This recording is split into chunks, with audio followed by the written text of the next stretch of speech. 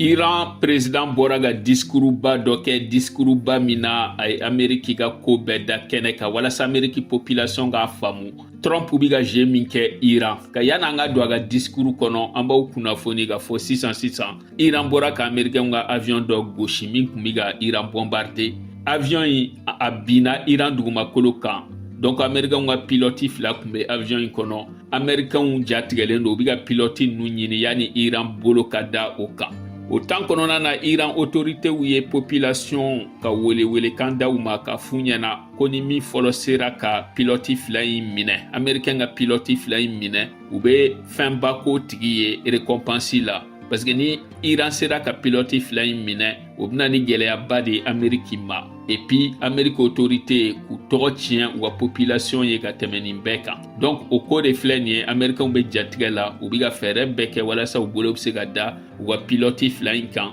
yanni Iraniyɛnw bolo ka da u kan nka problème ye min ye u binna Iran dugumakolo de kan donc k'u ye k'u bolo da kan yanni Iraniyɛnw bolo ka da kan o de ye problème yɛrɛ o la Iran président ko k'a b'a daminɛ ni Ala tɔgɔ ye Ala min sankɔrɔtalen don k'a b'i adressé Amerikɛnw ka population na problème min ni Ameriki gouvernement yɛrɛ y'a daminɛ walasa ka tiɲɛ f'u ɲɛna tiɲɛ min ni ko in bɛɛ bi cogoya min na k'a bi kɛlɛ daminɛna fo ka na se bi ma a ko maaw k'a dɔn k'a fɔ Iran ye jamana de ye jamana min ni danbe jamana don jamana min ni civilisation kɔrɔba don jamana min ni Ala sɔnna ka géographiquement ka avantage ba d'a ma a ko ka Iran n'a ka avantage bɛɛ a ma deli ka jamana kɛlɛ a ma deli ka a bila hakili fɛnɛ la k'a bɛ jamana coloniser ou ka jamana dominer dun sigiɲɔgɔn jamanaw la puissance militaire ye Iran ye ka tɛmɛ a sigiɲɔgɔn jamana bɛɛ kan ka Iran ma laɲini hali don kelen k'o kɛ a sigiɲɔgɔn jamanaw la a ko n'a ta bɛɛ lajɛlen na attaque caman taara ka Iran yɛrɛ sɛgɛrɛ a ye min bɛɛ kɛlɛ ka min bɛɛ ɲɔni ka bɔ a da la a ko peuple iranien peuple de peuple min ni maa wɛrɛ juguya t'a kɔnɔ ni jamana wɛrɛ mɔgɔw juguya t'a kɔnɔ a ko hali Ameriki ni Europe ni jamana wɛrɛ minnu y'a sigiɲɔgɔn jamanaw ye a ko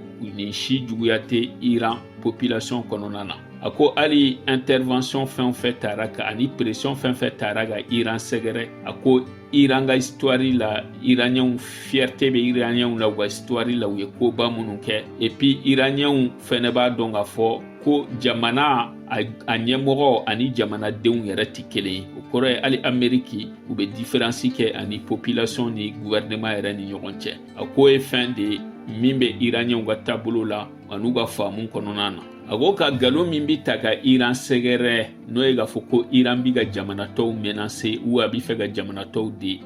danganiya jugu ta ka jamana tɔw sɛgɛrɛ a ko hali ni maa min ye Iran taabolo la i b'a dɔn k'a fɔ ko nin ni tiɲɛ tɛ kelen ye baw an b'a dɔn k'a fɔ politikiw ni puissance baw bɛ fɛn minnu kɛ économie kama nafolo kama ko ani walasa u bi se ka minnu bi marifa feere ka o usine baw la marché cogoya min na u bi galon caman ta ka jamana dɔ sɛgɛrɛ hali ni jugu t'u la u bɛ jugu dɔ inventer ko ka maa dɔ jamana dɔ choisi k'o k'u jugu ye walasa u bi se ka u ka industrie baw la satisfait cogoya min na hali ni kɛlɛ ti ko min na ka kɛlɛ dɔ fabriquer a ko taabolo kelen de la Ameriki ye Iran kɛrɛfɛla bɛɛ fa a ka base militaires ni a ka kɛlɛkɛminɛnbaw la walasa ka se ka Iran menacer cogo min na a ko kabi Ameriki fondera ka kɛ jamana ye Iran dun ma deli ka Ameriki menacer a ko n'an dun y'a jateminɛ Amerikɛnw ye nin menace min ta ka Iraniyɛnw sɛgɛrɛ nin dɔrɔn b'a yira k'a fɔ ko jamana si man ka sɔn a ma jamana wɛrɛ ka na i entourer ni base militaires ye jamana fɛnɛ si man ka sɔn a ma k'i sigi k'i t'i yɛrɛ labɛn bawo n'i y'a yira bɛɛ la k'a fɔ ko bin bi se ka k'i kan ka sɔrɔ i ma foyi kɛ donc Iran bi lawaleya min kɔnɔna na o tɛ ka bin ma kan mais k'i bin kɛri ka i k'i yɛrɛ défend Iran b'o lawaleya de kɔnɔ a ko Iran ni Ameriki cɛ kɛlɛ kun t'u ni ɲɔgɔn cɛ n'an ye ko ta daminɛw la i bɛna ye k'a fɔ hali a population ni Iraniyɛnw ka population cɛ i b'a ye k'a fɔ kɛlɛ ni kɔniya kun t'u ni ɲɔgɔn cɛ ka n'an ye ko ta waati jan na i bɛna ye k'a fɔ en 1953 ko dɔw nana kɛ Amerikɛnw fɛ walasa ka gɛlɛya se Iran ma. O dɔ ye jumɛn an bɛna ye k'a fɔ waati min na Iran y'a kanu k'a ka ressources n'a y'a ka pétrole ye ka u nationaliser k'u kɛ jamana ta ye, a ko o ma bɛn Américains ma. Américains nana fɛɛrɛ tigɛ ka coup d'état kɛ Iran dugumakolo kan. Américains minnu bɛ ka démocratie f'u da la, olu de nana coup d'état kɛ. O coup d'état kɛra sababu ye ka Iran bali ka se ka kɛ jamana ye, jamana min ni démocratie jamana don. A ko kɛra gɛlɛya fɔlɔ ye Américains ye min se Iran ma, u nana régime fɛnɛ bila sen na n'a bɛ fɔ min ma ko le régime du Shah. Régime du Shah o kɔfɛ u nana gɛlɛya jumɛn se Iran ma, o ye 1980 u nana Saddam Hussein dɛmɛ ka jagoya kɛlɛ kɛ Iran na, ka Iran kɛlɛ ka ɲanganiya jugu ta k'a sɛgɛrɛ. Donc agression ninnu u ma daminɛ bi la, nin ye fila ye minnu kɛra gɛlɛyaba ye Iran kama. Nka an bɛ nin bɛɛ la, ni si ma kɛ sababu ye ko ka se ka Iran bi, ko au contraire Iran ye renforcera de, Iran sera ka capacité de développer ka sɔrɔ ka kɛ jamana ye, a kɛra jamana min ye bi ye. O misaliya dɔ ye jumɛn ye? Kalanbaliya o diminuera. Bawo n'i ye jate minɛ 30% de la population o de kun kalannen don, ka Iran sera k'a se fo 90% d'Iraniens olu ye kalanjanw kɛ ka taa se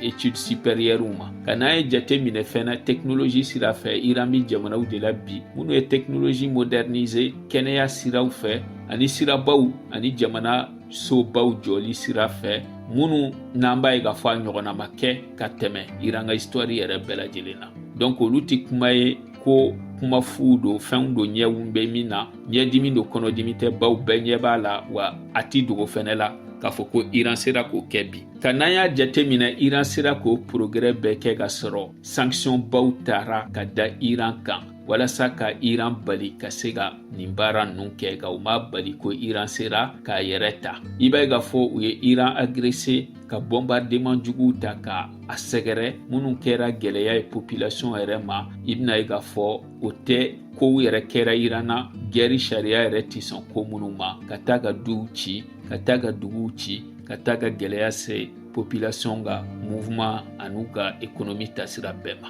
Nka o n'a ta bɛɛ Iran population tora u ka gouvernement wa ɲɛmaw kɔfɛ. Nka nin bɛɛ bɛ na ni ɲininkali damadɔ ye an kan ka an yɛrɛ poser, min poser an yɛrɛ. O dɔ ye jumɛn ye? Est-ce que Amérique gouvernement bɛ ka nin min kɛ o bɛ ka Amérique yɛrɛ de jamana servi? K'an kan k'an yɛrɛ ɲininka tuguni, est-ce que Iran bɛ ka gɛlɛya ta ka se Amérique ma ka se nin degré ma? Est-ce que ka taa ka denmisɛnnin fitininw faga Iran, ka taa ka pharmaciw ci, ka taa ka dɔgɔtɔrɔsow ci, dɔgɔtɔrɔso minnu tun bɛ ka recherche baw kɛ kansɛri banaw kan, ko est-ce que Iran ye fɛn ta ka kɛ Américains na min bɛ nin bɛɛ kun bɔ wa? Iran ka installation minnu ye jamana yɛrɛ ni k'u ye, n'o ye a ka installation énergétique ni industrie ye, ka taa ka olu cibler. Ko explication kelen pe min b'a la kɛnɛ kan, o de ye crime de guerre ye. Crime de guerre min n'a a danganiyaw bi tɛmɛ Iran dɔrɔn kan, n'a danganiya juguw n'a a kɔlɔlɔw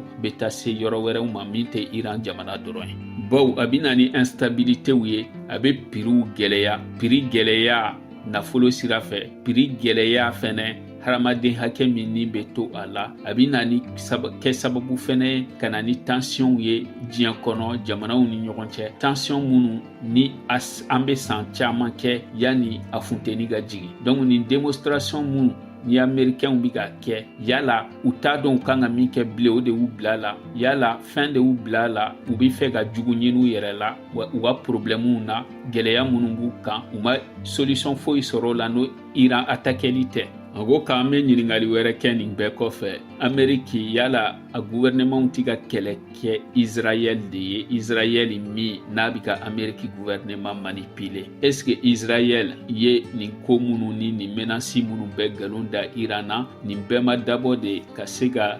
internationali ka bɛɛ hakili suɲɛ, u bɛ ka massacre min ni Palestiniens ni bɔnɛni min kɛ ka maaw hakili suɲɛ o bɛɛ la wa? Ko yala Israël tɛ ka Américains denw de ni utiliser ka u fagali ko o kanu walasa Iran bɛ se ka kɛlɛ cogoya min na Américains ka population bɛ ka impôt min sara yala o wari de tɛ ka utiliser wa ka taa Iran kɛlɛ ka sɔrɔ Iran ma foyi kɛ donc an bɛna ye k'a fɔ nin gɛlɛyaba min bɛɛ taara ka Iran sɛgɛrɛ gɛlɛya minnu sigilen don nkalonfinw kan i bɛna ye k'a fɔ kun t'a la yala Américains yɛrɛ ka hɛrɛ o bɛ Amérique gouvernement ka jate la wa ka a b'a ɲini Amérique population fɛ u kana désinformation ninnu lajɛ ani nkalon minnu bɛ da Iran na u ka tiɲɛ lajɛ u bɛna ye k'a fɔ agression min bɛ ka ta ka Iran sɛgɛrɛ a bɛɛ manipulation de ye bawo an bɛ don min na i n'a fɔ bi n'i ye diɲɛ ɲɛfɛla la i bɛna ye k'a fɔ Iran kalandenw u bɛ niveau ba de la diɲɛ jamana wɛrɛw kɔnɔ